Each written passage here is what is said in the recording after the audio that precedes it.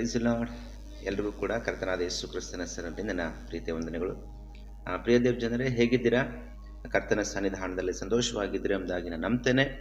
ಕರ್ತನು ಕಳೆದ ದಿನಗಳಿಂದ ಅದ್ಭುತವಾಗಿ ನಮ್ಮೆಲ್ಲರೂ ನಡೆಸಿದ್ದಾನೆ. ಅದಕ್ಕಾಗಿ ದೇವರಿಗೆ ಸ್ತೋತ್ರ. ಬೇರೆ ಆದಾಮನ ಕುರಿತಾಗಿ ನೋಡೋದಾದರೆ, ಮೊದಲನೆಯ ಮನುಷ್ಯನಾಗಿರುವಂಥ ಆದಾಮನು ಭೂಮಿ ಮೇಲೆ ಮನುಷ್ಯನ ಒಂದು ಸ್ಥಿತಿಯನ್ನು ಹೊಂದಿಕೊಳ್ಳುವಾಗ ಮಣ್ಣಿನಿಂದ ಉತ್ಪತ್ತಿಯಾದಂಥ ಮನುಷ್ಯನು ಆತನು ಬದುಕುವ ಪ್ರಾಣಿಯಾದನು ಎಂಬುದಾಗಿ ದೇವರ ವಾಕ್ಯದಲ್ಲಿ ನೋಡುತ್ತೇವೆ. ಹಲ್ಲೆಲೂಯ. ಬದುಕುವ ಪ್ರಾಣಿಯಾದನು. ಆದಾಮನಾದರೂ ಬದುಕುವ ಪ್ರಾಣಿಯಾದನು. ಅವನು ಮಣ್ಣಿನಿಂದ ಉತ್ಪತ್ತಿಯಾದ ಕಾರಣ ಮಣ್ಣಿನಿಂದ ಬಂದಿರುವ ಸ್ವಭಾವಗಳನ್ನು ಆತನು ಧರಿಸಿಕೊಂಡಿದ್ದನು ಎಂಬುದಾಗಿ ದೇವರ ವಾಕ್ಯದಲ್ಲಿ ನೋಡ್ತೇವೆ. ಆದರೆ ಕಡೆಯ ಆದಾಮನಾದರೂ, ಅಂದರೆ ಯೇಸು ಕ್ರಿಸ್ತನ ಕುರಿತಾಗಿ ನಾವು ನೋಡೋದಾದರೆ, ಕಡೆಯ ಆದಾಮನಾದರೂ ಪರಲೋಕದಿಂದ ಬಂದವನಾಗಿದ್ದನು. ಆತನು ಪರಲೋಕ ಭಾವದವನಾಗಿದ್ದನು. ಹಲ್ಲೆಲೂಯ. ನಾವೆಲ್ಲರೂ ಕೂಡ ಆದಾಮನಿಂದ ಉತ್ಪತ್ತಿಯಾದ ಕಾರಣ ಆದಾಮನಿಂದ ಬಂದಿರುವಂಥ ಆತನ ಸ್ವಭಾವವನ್ನು ನಾವು ಧರಿಸಿಕೊಂಡಿದ್ದೇವೆ.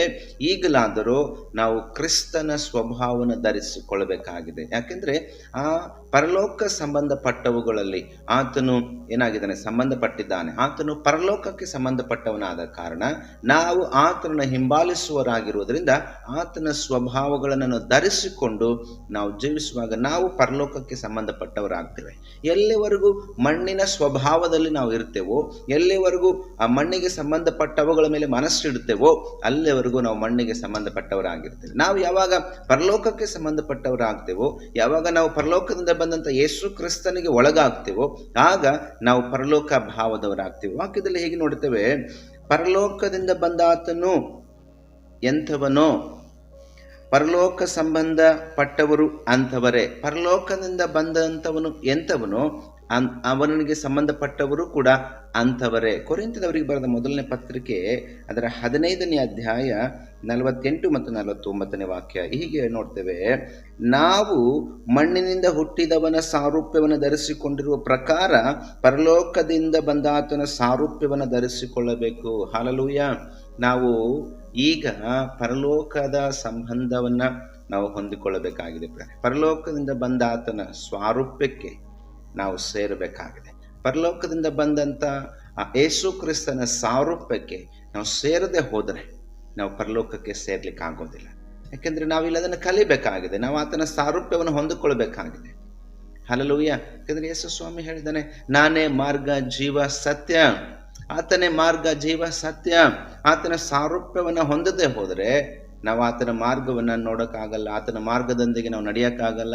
ಆತನಲ್ಲಿರುವಂಥ ನಿತ್ಯ ಜೀವನ ನಾವು ಪಡ್ಕೊಳ್ಳೋಕ್ಕಾಗಲ್ಲ. ಹಾಗಾದರೆ ಪ್ರಿಯ ದೇವ ಜನವೇ, ಇವತ್ತು ದೇವ್ರ ವಾಕ್ಯ ನಮಗೆ ಹೇಳ್ತದೆ, ಆತನ ಸಾರೂಪ್ಯಕ್ಕೆ ನಾವು ಸೇರಬೇಕಾಗಿದೆ. ಎಸ್, ದೇವ್ರ ವಾಕ್ಯ ಹೇಳ್ತದೆ. ಫಿಲಿಪ್ಪಿಯದವ್ರಿಗೆ ಬರೆದ ಪತ್ರಿಕೆಯಲ್ಲೂ ಕೂಡ ಆತನು ಮರಣವನ್ನು ಹೊಂದುವಷ್ಟು ವಿಧೇಯನಾದನು. ಸೊ ನಾವು ವಿಧೇಯರಾಗಬೇಕು. ಆತನಿಗೆ ವಿಧೇಯರಾಗಿ ನಾವು ನಡೆಯುವಾಗ ನಾವು ಆತನೊಂದಿಗೆ ನಾವು ಪರಲೋಕವನ್ನು ಪ್ರವೇಶಿಸುವರಾಗಿದ್ದೇವೆ. ಹಲ್ಲೆಲೂಯ. ದೇವರು ನಿಮ್ಮನ್ನು ಆಶೀರ್ವಾದ ಮಾಡಲಿ.